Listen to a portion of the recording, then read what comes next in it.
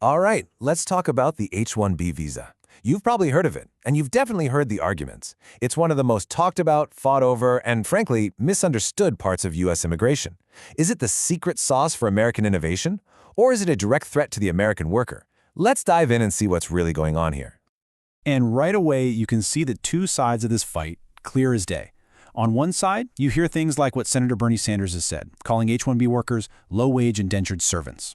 But then, on the other side, you've got this powerful idea that, hey, America's success was literally built on attracting the best and brightest from all over the world. These two viewpoints, they're the poles of this entire debate. So where does all the heat in this debate come from? Well, it almost always boils down to one central question. What does the H-1B program actually mean for American jobs, for American wages?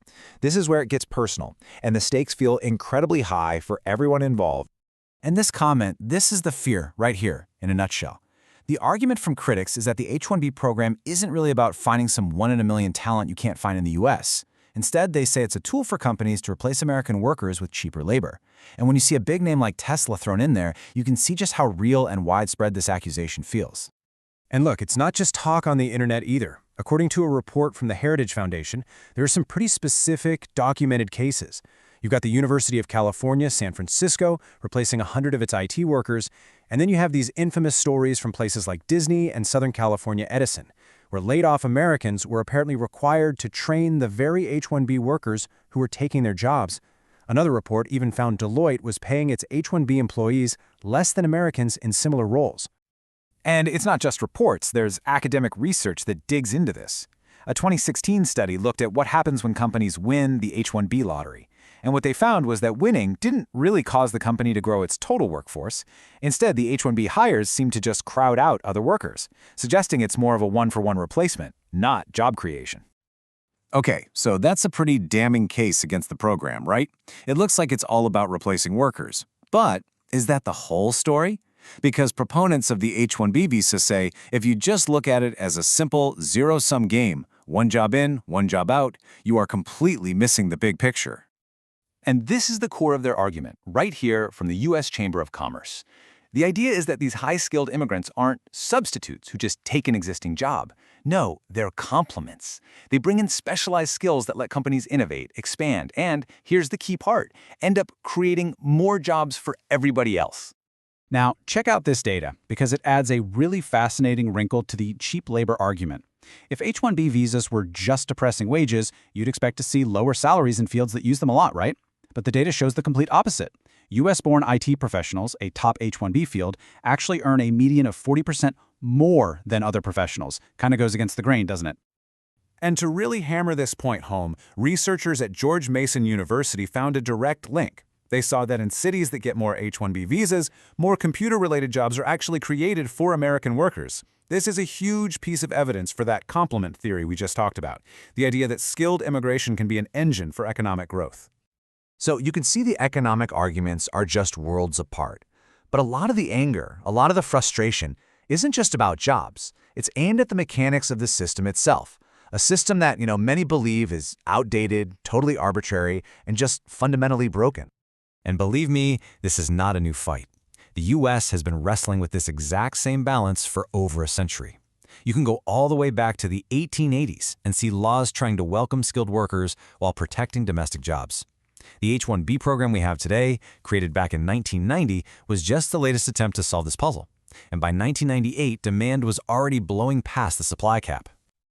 And that brings us to what many people see as the single biggest problem with the H-1B program today, the lottery. See, there are only 85,000 of these visas available each year, but hundreds of thousands of applications pour in. So what happens? It becomes a random lottery. A visa for a Nobel Prize-winning scientist has the same exact chance of being picked as one for a recent grad. The whole system rewards pure luck, not necessarily the most critical skills or the highest-paid talent. Okay, now we've got to talk about the elephant in the room when it comes to the H-1B visa, and that's this question. Why is it that year after year, around 70% of all these visas go to people from a single country, India? This extreme imbalance is a huge part of the whole controversy. And I mean, just look at these numbers from USCIS. They're staggering. For more than 2 decades, over half of all H-1B visas have gone to Indian nationals. And in the last 10 years or so, that number has been consistently above 70%. It's a statistical anomaly that absolutely demands an explanation. So what is going on here? How does one country end up getting the vast majority of these visas? Well, the sources point to two main theories, and they tell two very, very different stories about what's really driving these numbers. Okay, so theory number one points the finger directly at large IT outsourcing firms. The argument is that they've figured out how to game the lottery. Since it's all about chance, they allegedly flood the system with way more applications than they actually need, which dramatically increases their odds of winning. Theory number two, though, points to a totally different culprit, the broken U.S. green card system. See, because of country-based caps, the wait for an Indian national to get a green card can be decades long. So, while a German worker might get their green card in a year and get off the H-1B, Indian workers have to renew their visa again and again and again, which artificially inflates the number of them in the system at any one time. So whether you think the H-1B is a job creator or a job destroyer, pretty much everyone agrees on one thing. The current system is a mess. The problem is, that's where the agreement ends. The proposed solutions could not be more different. And it really comes down to two completely opposite paths forward. On one side, you have groups like the Heritage Foundation saying, tighten the rules. They want more enforcement, higher standards, and policies that explicitly put American workers first. But on the other side, you have organizations like the Conference Board arguing the exact opposite. Streamline the process. They say we should increase the number of visas, get rid of the lottery, and create a clear path to a green card so the U.S. can keep attracting the best talent in the world. So in the end, it all comes back to this one incredibly challenging question. In a world where everyone's competing for the best and brightest, how does the United States balance its undeniable need for global talent with the promise it makes to its own workers? It's the same fundamental tension they've been wrestling for over a century, and finding an answer, well, that's still one of the toughest challenges in American policy today.